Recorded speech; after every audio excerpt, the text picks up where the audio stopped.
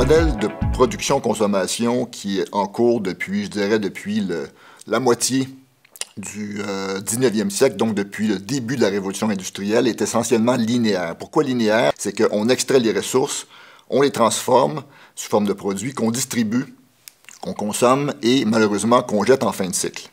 Et on agit donc comme si les ressources sur la planète étaient infinies, ce qui n'est évidemment pas le cas. Le problème fondamental, c'est que la population mondiale est en croissance. Nous sommes en ce moment, en 2017, nous étions 7,6 milliards d'individus sur la planète. Et cette population-là, évidemment, devrait culminer sans doute vers 9 quelques milliards d'individus à l'horizon 2050. Un des problèmes fondamentaux, en fait, c'est que les besoins de la population sont également en croissance. C'est-à-dire que la classe moyenne, qui consomme 80% des ressources, devrait pratiquement doubler d'ici moins de 15 ans.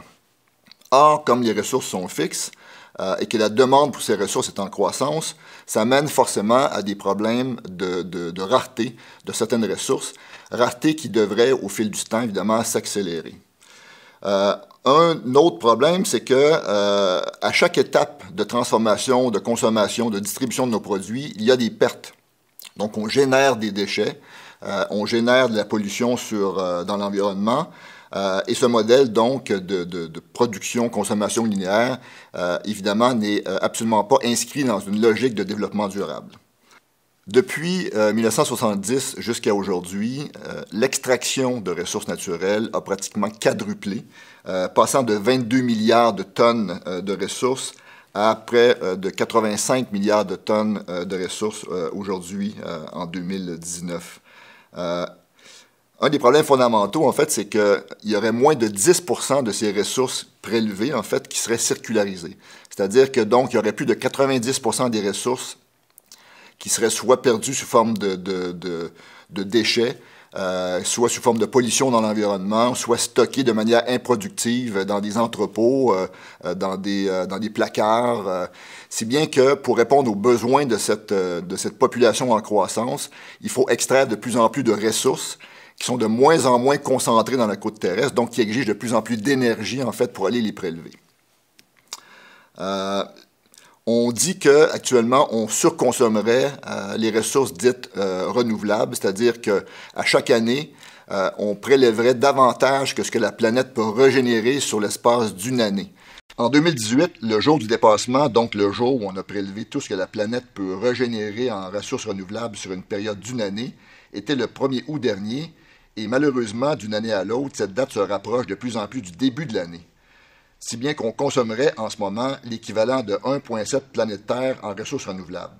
Donc, essentiellement, on gruge dans le capital de ce que la planète peut fournir, ce qui fait en sorte que l'on crée une dette pour les générations qui vont nous suivre.